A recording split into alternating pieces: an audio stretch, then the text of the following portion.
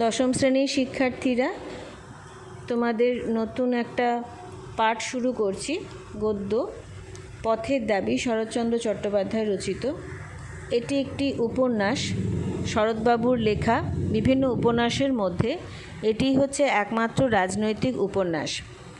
শরৎচন্দ্র চট্টোপাধ্যায় এমন এক ব্যক্তিত্বের মানুষ, যিনি আমাদের চারপাশে ছড়িয়ে ছিটিয়ে থাকা অত্যন্ত সাধারণ মানুষের কথাকে অত্যন্ত সুন্দরভাবে তুলে ধরেছেন তার কলমের ব্যবহারে।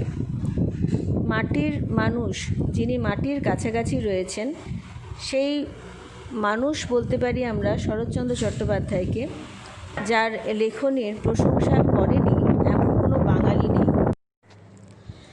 শরৎচন্দ্র তার সাহিত্য সাধনা শুরু করেছিলেন যথেষ্ট ছোট বয়সেই। কাশীনাথ গল্পটি তিনি কৈশোরেই রচনা করেছিলেন, তবে তার প্রথম প্রকাশিত গল্প হলো মন্দির। গল্পটি কুন্তলীন পুরস্কার পেয়েছিল। তবে সবথেকে বেশি যে কারণে তিনি প্রথম আলোড়ন তুলেছিলেন, সেটা হচ্ছে বড় দিদি। এটি একটি বড় গল্প, এক নতুন স্বাদের নতুন আঙ্গিকের গল্প ছিল এটি। তো যাই হোক, বাংলা সাহিত্যের ক্ষেত্রে অপরাজেয় কথাশিল্পী বলতে যাকে আমরা সদা সর্বদাই প্রণাম জানাবো, শ্রদ্ধা করব, তিনি হচ্ছেন শরৎচন্দ্র চট্টোপাধ্যায়।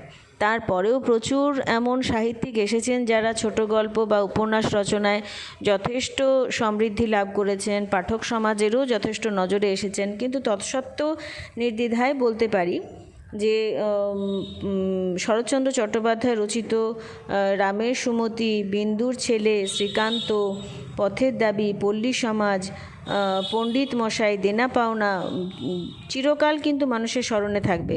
আবার অত্যন্ত জনপ্রিয় হিসেবে ছোট গল্প মহেশ, অভাগীর সর্ব, একাদশী বৈরাগী এগুলোও কিন্তু বাংলা সাহিত্যে চিরকালীন সম্পদ। বিভিন্ন প্রবন্ধ তিনি রচনা করেছেন।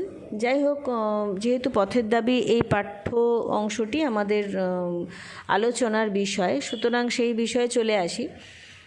তো ধরো, রাজনৈতিক উপন্যাস লিখতে গেলে, যেহেতু শরৎচন্দ্রের এই রচনাটির প্রকাশ শুরু হয়েছিল 1329 সালের ফাল্গুন চৈত্র সংখ্যায় বঙ্গবাণী নামক একটি পত্রিকায়, আর শেষ হয়েছিল 1933 সালে বৈশাখ সংখ্যায়, তাহলে বুঝতেই পারছো এমনি গ্রন্থাকারে প্রকাশ পেয়েছিল 1926 সালে।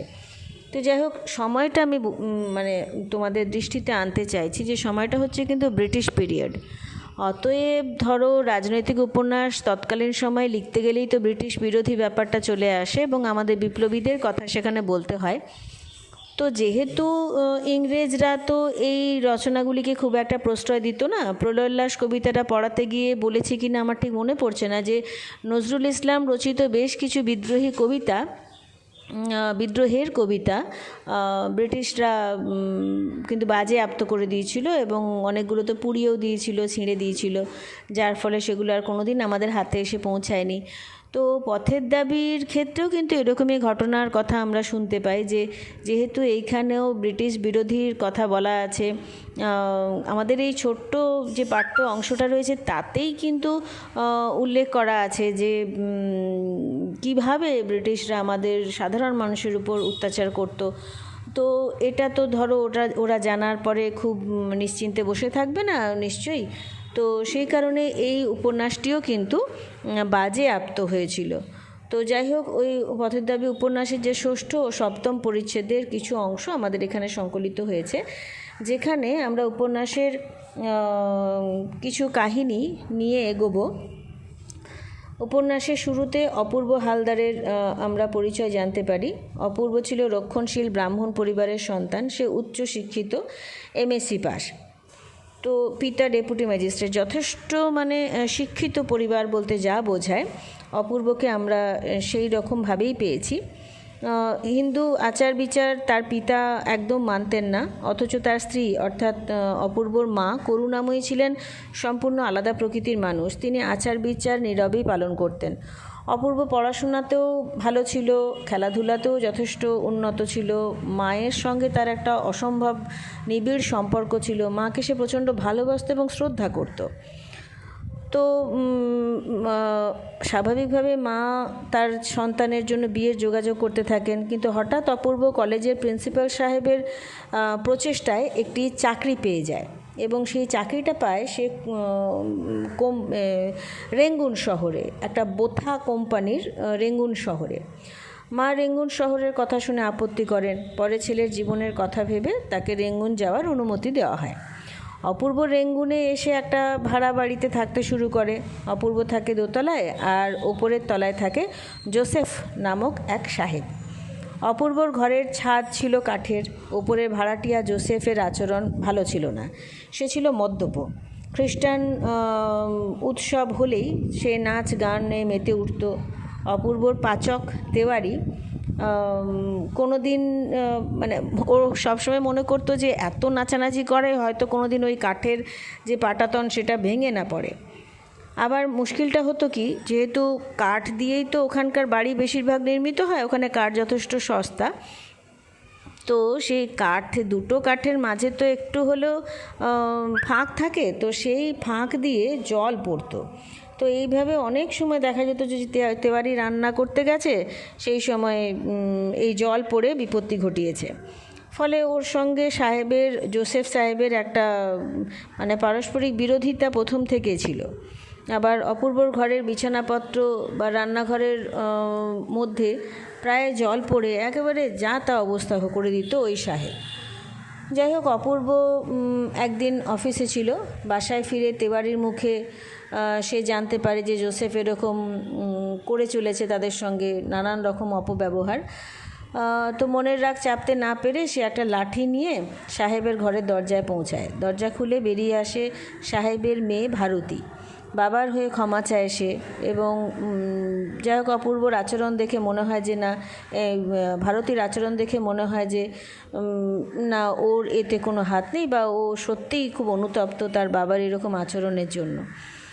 তো যাই হোক, এইভাবে আস্তে আস্তে এগিয়ে যায় কাহিনী। অপূর্ব অফিসে যোগদান করে। অফিসের সাহেবের ব্যবহার ভালো ছিল। অফিসের অ্যাকাউন্টেন্ট রামদাস তলওয়ারকরের সঙ্গে তার পরিচয় হয়। যথেষ্ট ভদ্র মারাঠি ব্রাহ্মণ রামদাস। তাদের আলাপের পর থেকে বেশ ঘনিষ্ঠতা বাড়ে। যেহেতু বিদেশে দুজনেই আছে, দুজনেই ভারতীয়, তো স্বাভাবিকভাবেই পরস্পরের প্রয়োজনেই হয়তো তাদের কাছে আসা এবং খুব সুন্দর একটা সম্পর্ক গড়ে ওঠে উভয়ের সহকর্মী হিসেবে। এবার ভাড়াটিয়া ভারতীকে তার বাবার ব্যবহারের জন্য অনুতপ্ত হওয়া উচিত, মানে ঘটনাটি আর কি এরপর রামদাসকে জানানো হয়। তো যাই হোক, মানে অপূর্বর মাঝে মাঝেই কিন্তু ওই জোসেফের আচরণের জন্য রাগ হতো এবং মনে হতো যে ভারতীয় এর সঙ্গে হয়তো যুক্ত হয়ে রয়েছে। তো যাই হোক, শেষ পর্যন্ত ব্যাপারটা নিয়ে এগিয়ে মানে কত আর এই ব্যাপারটা নিয়ে সমানে ঝামেলা চলবে। তো দেখা গেল একদিন অপূর্ব অফিসে গেছে, তেওয়ারিও বাড়ি থেকে অন্যত্র বেরিয়েছে, এমন সময় তার বাড়ি থেকে চুরি হয়ে যায়। অপূর্ব অফিস থেকে ফিরলে ভারতীর কাছ থেকে সব কিছু জানতে পারে। তার জন্যই টাকা ছাড়া চোররা আর কিছু নিয়ে যেতে পারেনি। অপূর্ব পরের দিন চুরির বিষয়টা জানাবার জন্য থানায় যায়। তবে যাওয়ার পথে অপূর্ব তার পরিচিত নিমাইবাবুর সাক্ষাৎ পায়। নিমাইবাবু হচ্ছেন পুলিশ অফিসার এবং যার চাকরির জন্য অপূর্বর বাবা বেশ চেষ্টা করেছিলেন বলেও পরে আমরা জানতে পেরেছি। তো এই নিমাইবাবু চলেছেন রাজবিদ্রোহী সব্যসাচী মল্লিককে ধরবার জন্য। এবার সব্যসাচী মল্লিক একজন বিপ্লবী এবং ভারতবর্ষে বিপ্লবী হিসেবে তিনি যথেষ্ট পরিচিত। অপূর্বও তার সম্পর্কে বিভিন্ন কথা জানেন এবং অপূর্বর আচরণে আমরা জানতে পারবো যে সে যথেষ্ট স্বদেশপ্রেমী। তো স্বাভাবিকভাবেই তার একটা শ্রদ্ধা এই সব্যসাচী মল্লিকের প্রতি ছিল। তো সেই জন্যই হয়তো স্বচক্ষে এই মানুষটিকে দেখার লোভ সামলাতে না পেরে অপূর্ব সেখানে পৌঁছায়। যদিও তার যাওয়ার কারণ ছিল এই চুরি সম্পর্কিত একটা খবর দেওয়া। তো গিয়ে দেখা যায় যে অনেককেই সেখানে সন্দেহভাজন হিসেবে আটকে রাখা হয়েছে এবং তাদের বিভিন্ন তল্লাশি চলছে। তো শেষ পর্যন্ত একজনকে বিশেষ সন্দেহভাজন হিসেবে আটক করে রাখা হয়, যাকে কিছু কথাবার্তা জিজ্ঞাসাবাদ করা হয়। পরে জানা যায় যে সে হচ্ছে গিরিশ মহাপাত্র নামক এক উত্তর ব্রহ্মার তেলের কারখানার কর্মী।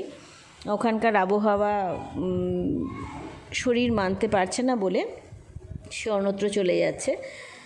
তো এইভাবে আমরা দেখি যে সব্যসাচী মল্লিককে দেখতে গিয়ে তার কিছু ঘটনার কথা এবং বাড়ি ফিরে এসে সব্যসাচী মল্লিককে নিয়ে ভাবনার যে জায়গা, সেখান থেকে একটা স্বদেশপ্রীতির পরিচয় পাওয়া যায়। এবং সব্যসাচী মল্লিক ধরা পড়লে যে ভারতীয় বিপ্লবের একটা বিরাট ক্ষতি হয়ে যাবে, সেরকম একটা দুশ্চিন্তাকে কেন্দ্র করে অনেকটা সময় কাটে এই অপূর্বর।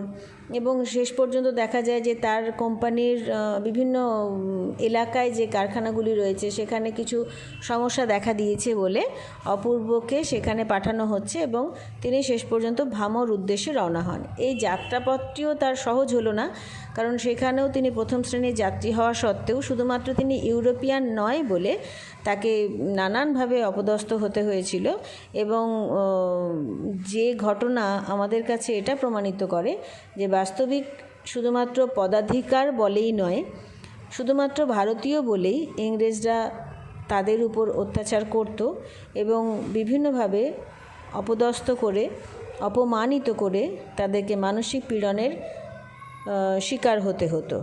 তো আজকে পাঠের অংশটা গল্প আকারে বললাম, পরের দিন থেকে এগিয়ে যাব।